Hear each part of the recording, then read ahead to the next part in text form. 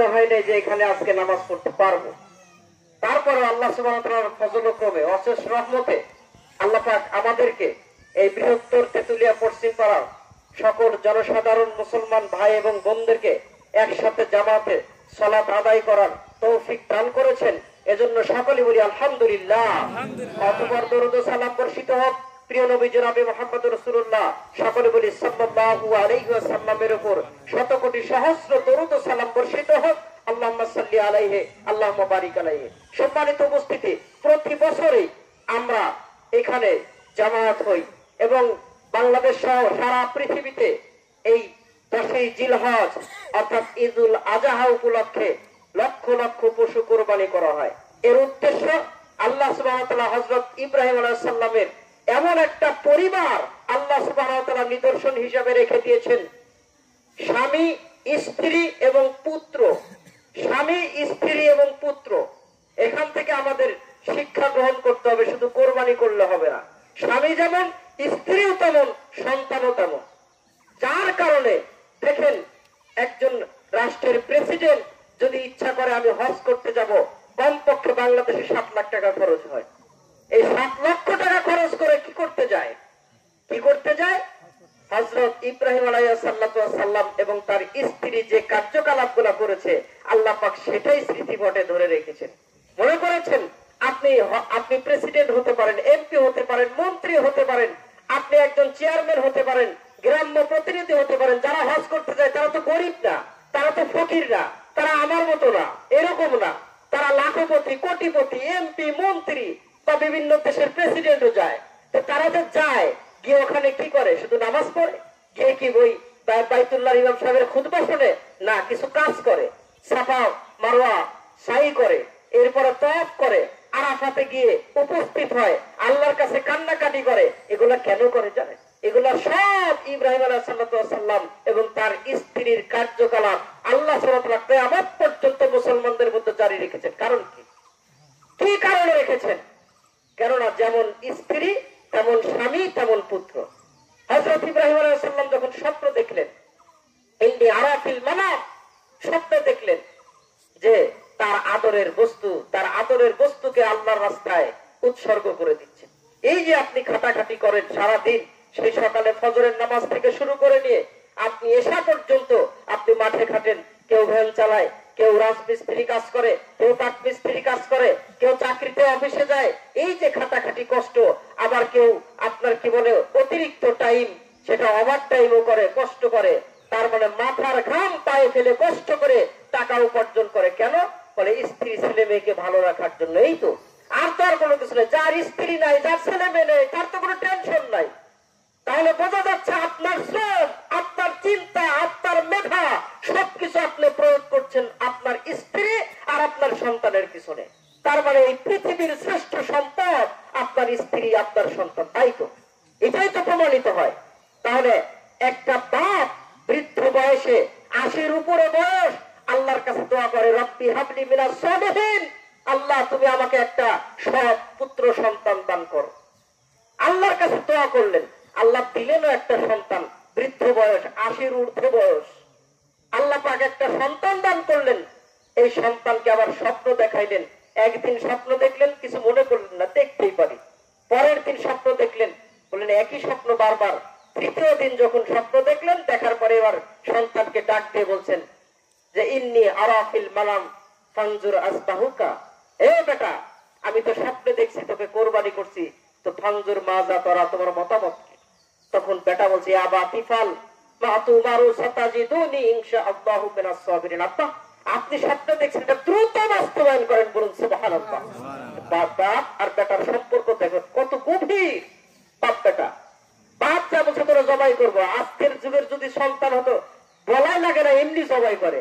দেখেন নাই কয়েকদিন আগে নাটোরের যে লোক আপন বাপকে জবাই করে আবার বাপের বিরুদ্ধে অপবাদ দিচ্ছে। এই তো সমাজ ব্যবস্থা, এই তো আমাদের সমাজের পরিস্থিতি, এই তো আমাদের সন্তান। আর এদের পিছনে আমাদের শ্রম যাচ্ছে, এদের পিছনে আমাদের মাথার ঘাম পায়ে ফেলে আমরা সবাই বের করে দিচ্ছি। বেটা বলছেন আব্বা আপনি তাড়াতাড়ি করেন। এই যে তাড়াতাড়ি করেন, এই জন্য রাসূলুল্লাহ সাল্লাল্লাহু আলাইহি ওয়াসাল্লাম ফজরের নামাজ শেষ করেই বলছেন আল্লাহর রাস্তায় যেটা দেব এটা কি আর দেরি আছে বলেন? আল্লাহর রাস্তায় যেটা কোরবানি করবো কোনো দেরি নাই। কিসের দেরি? কিসের 8:30, কিসের 9টা? ফজরের নামাজ পড়ে যখন ঈদের দিন হয়েছে প্রথম কাজ হচ্ছে আল্লাহর রাস্তায় কোরবানি করবো। এটা হচ্ছে খুলুসিয়াত। বলে যে হযরত ইসমাঈল আলাইহিস সালামকে যখন কোরবানির জন্য প্রস্তুত করা হচ্ছে, বাবার যদি মায়া লাগে এই জন্য 2 চোখ বেঁধে নিলেন, আর ইসমাইল যদি দৌড়ে পালায় এই জন্য হাত পা বেঁধে নিলেন। ইতিহাস একবারে মিথ্যা কথা। মানে হাত পা বেঁধে নেওয়া কি মানে ইসমাইল রাজি ছিল না, তাই না? আর চোখ বান্ধা কি মানে যদি ইব্রাহিম আলাইহিস সালাম না করে। এরকম আমার মতো আপনার মতো দুর্বল এবারের না মানুষ নয়, এটা মিথ্যা কথা। যখনই বলেছেন তোমাকে কোরবানি করা স্বপ্ন দেখেছি, তখনই বললেন তাড়াতাড়ি বাস্তবায়ন করুন। এই তো তাড়াতাড়ি বাস্তবায়ন করুন, কিসের চিন্তা ভাবনা? আপনি তাড়াতাড়ি বাস্তবায়ন করুন। এই তাড়াতাড়ি বাস্তবায়ন এই জন্য আল্লাহর নবী ঈদুল আজহার দিনে কোনো কাজ করতেন না, নামাজ পড়ে এসে আগে কোরবানি করতেন। সম্মানিত উপস্থিতি, আমরা চেষ্টা করব এরপর থেকে আমাদের ওইদিকে সব ফোনে 8টায় দিছে জামাত, আমরা শুধু 8টায় দিছি। আস্তে আস্তে আস্তে আস্তে আমরা সিস্টেমে নিয়ে আসবো, আরো যেন তাড়াতাড়ি হয় ইনশাআল্লাহ। রাজি আছেন না? আল্লাহ রাস্তায় কোরবানি করতে দেরি কিসের? কিসের এত কাজ? কিসের এত বিড়ম্বনা? সম্মানিত উপস্থিতি, এরপরে দেখেন স্ত্রী সন্তানকে কোরবানি করবে, স্ত্রী সহযোগিতা করছে।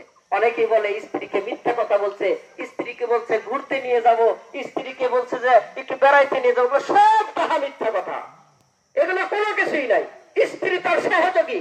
বাপ কোরবানি করবে, বেটা সম্মতি দিল, স্ত্রী সহযোগী। দেখছেন পরিবার, আপনি একজন কর্তা, আপনি ইসলামের দ্বীন কায়েম করবেন, আপনার সন্তানকে বাস্তবায়ন করবেন, আর আপনার স্ত্রী হবে এই দ্বীন কায়েমের একজন সহযোগী। এটাই প্রমাণ করে এই পরিবার থেকে। হযরত ইব্রাহিম আলাইহিস সালামের স্ত্রী সাফা মারওয়া সাই করেছেন, এত ভালো লেগেছে আল্লাহ বলেছেন যাও, এটা যুগ যুগ ধরে মুসলমানেরা এটা পালন করবে। দেখছেন কি পরিবার। সম্মানিত উপস্থিতি, এই জন্য খালি কোরবানি করলে হবে না, ইসমাইলের মতো সন্তান আপনাকে লালন পালন করতে হবে, ইব্রাহিমের মতো আপনাকে অভিভাবক হতে হবে, আর তার স্ত্রী সারা হাজেরার মতো আপনার স্ত্রীকে এরকম বানাতে হবে। সম্মানিত উপস্থিতি, তাই আপনাদেরকে অনুরোধ করব আপনারা দয়া করে এরকম সুন্দর একটা পরিবার গঠন করার চেষ্টা করেন। আর সর্বোপরি যে কথাটি বলবো ভাইজান, আপনি মনে কিছু নেবেন না, আসলে বিষয়টা বোঝার চেষ্টা করেন। হয়তোবা পরিবেশ পরিস্থিতি অনুকূলে না থাকার কারণে আপনি দাঁড়িয়েছেন। আল্লাহর নবী নিষেধ করেছেন ঈদের নামাজের কোনো আজান নাই। আজান মানে কি বলেন তো? আজান মানে আহ্বান করা, মানে ডাকাডাকি করা। এই জন্য জামাত অনুষ্ঠিত হওয়ার আগে যদি কেউ ডাকাডাকি করে, আসেন আর 5 মিনিট তাড়াতাড়ি আসেন, তাহলে এটা আজানের ন্যায় হয়ে গেল। এই জন্য ঈদের নামাজে কোনো ডাকাডাকি নাই, কোনো সময়ের ঘোষণা নাই, শুধু তাকবীর আর তাকবীর। এরপরে যদি কেউ আলোচনা করে তাহলে খুতবা হয়ে গেল। আজানের আগে কোনো, জামাতের আগে কোনো খুতবা নাই, কোনো খুতবা নাই। এই জন্য ঈদের নামাজের জামাতের আগে ডাকাডাকিও নেই, খুতবা নাই, শুধু তাকবীর আর তাকবীর, শুধু তাকবীর আর তাকবীর। বিষয়টা বুঝলেন সম্মানিত উপস্থিতি? এই জন্য আপনাদেরকে অনুরোধ করব, পরবর্তীতে আমরা এই তেতুলিয়া পশ্চিমপাড়া যারা উপস্থিত, এই যে সকল জনসাধারণ, আমরা চেষ্টা করব এই পশ্চিমপাড়া যেমন সুন্দর একটা মসজিদ হয়েছে, সুন্দর একটা মডেল ঈদের মাঠ হবে ইনশাল্লাহ। রাজি আছেন তো? এমন সিস্টেম হবে ইনশাআল্লাহ। আল্লাহ পাক যদি আমাদেরকে সবাইকে একসাথে থাকার তৌফিক দান করে, এমন সুন্দর ঈদের মাঠ করব, বৃষ্টি হলেও যেন ত্রিফল টানানোর ব্যবস্থা থাকে, আমরা তবুও যেন মাঠে নামাজ পড়তে পারি। রাজি আছেন না? ইনশাআল্লাহ। সম্মানিত উপস্থিতি, এই জন্য যত বাধা বিপত্তি থাকুক না কেন, আপনারা সবাই এই ঈদের মাঠ আরো প্রশস্ত, আরো সুন্দর করতে রাজি আছেন তো ইনশাআল্লাহ? লিল্লাহি তাকবীর। আমরা সবাই ঈদের মাঠটাকে সুন্দর করব, এবং এর আশেপাশে যে সমস্ত জায়গা আলা আছে, দেখেন ভাইজানেরা, দেখেন আজ আছেন আজই নাই, এই জায়গা পড়ে থাকবে, সমাজের মানুষ যুগ যুগ ধরে বলবে। দেখেন মির্জাফর কারোর নাম আর কেউ কিন্তু রাখে না, রাখে? মির্জাফর কিন্তু কেউ না, এমন কাজ করে গেছে নামও কেউ রাখে না।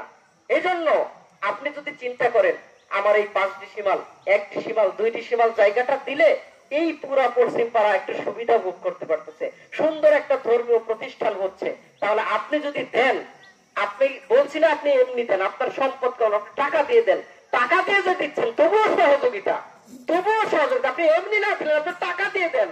আপনার 5 ডিসিমাল আছে, আপনি 1 ডিসিমাল এমনি দিলেন আর 4 ডিসিমাল টাকা দিয়ে দিলেন, তবুও দেন, এটাও সহযোগিতা।